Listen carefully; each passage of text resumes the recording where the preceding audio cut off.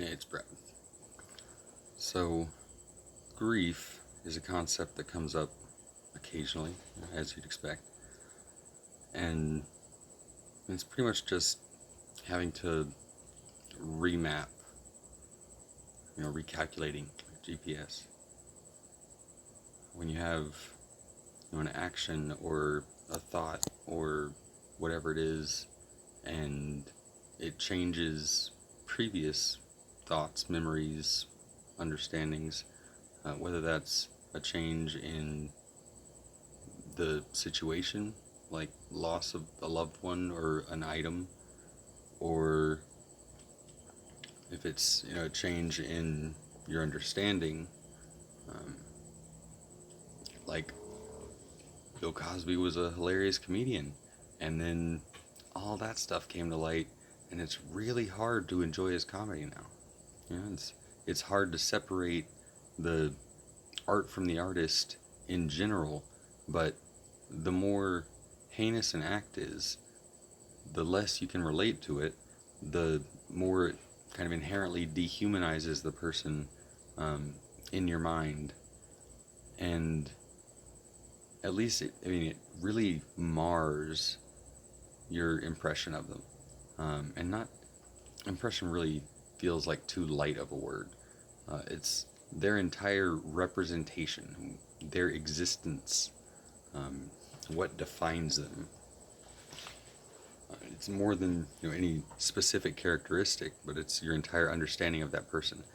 And appreciation depends on putting yourself in their mind, understanding the context through which these things came. And that's really hard to do when you can't relate to the thought process that someone's going through. But if you can instead, integrate your thought processes with the truth of whatever it is, um, like in the case of some sort of a technology or science, any sort of a guess, a hunch that was proven out to be correct, uh, that establishes that person as an authority of their time, even if that's only proven out, retrospectively. But, eventually, more and more information comes to light. I mean, we learn stuff about civilizations thousands of years ago. Just seems ridiculous that we'd be able to pluck that information out. And granted, some of it is, conjecture, but a lot of it is really, like, so thoroughly supported that be hard pressed to refute unless you want to claim conspiracies. I mean, conspiracies existing aside, whether trying to claim conspiracy as the rationale for the existence of some sort of a massive coincidence. But when your the value of your statement, the truth of it, ends up being right, then saying it with confidence functions as authority. Saying it as a guess functions as talent. And either way, the value comes kind of by reference, whatever the advancement is. But it still needs to kind of be inverted in motivation. Because if you have the dynamic of your understanding entirely predicated on how that understanding will serve you financially, then the financial pressure becomes the motivator of your entire mindset, and trying to pursue understanding for the sake of the truth of that thing is increasingly difficult.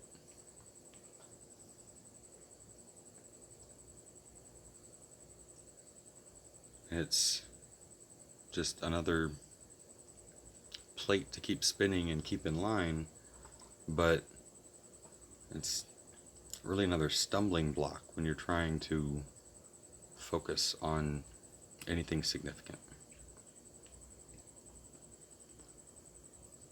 So when you have those little blocks building up, big enough stumbling blocks, and that's just a dead end.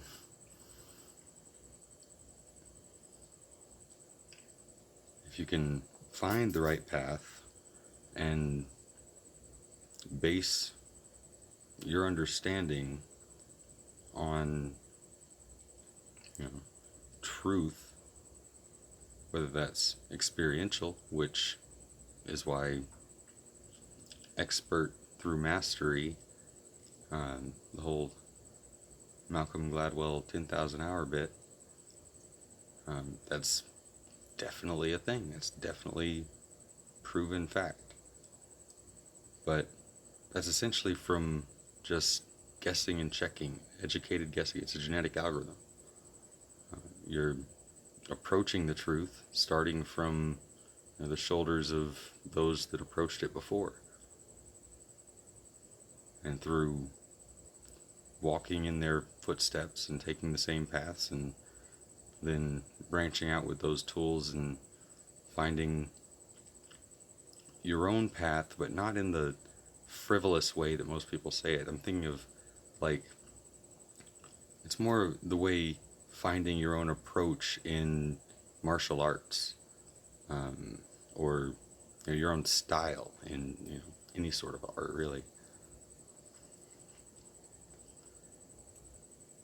But again, it's the motivation sets the context that whatever art is created in. And I mean, even people that intend or even just claim to serve others with their actions and their intent, if they are still the core of their own priorities, clinging to their lives, then that's going to be what their understanding serves. So you can't really expect anyone in any sort of position, let alone one of power, to put the needs of others first. When the process that puts them there is inherently about self-glorification. I mean, everyone knows, love your neighbor as yourself, but the issue is we never invert that. I mean, you try to love yourself as your neighbor, and specifically as you love your neighbor. That's a bit of a bitter pill.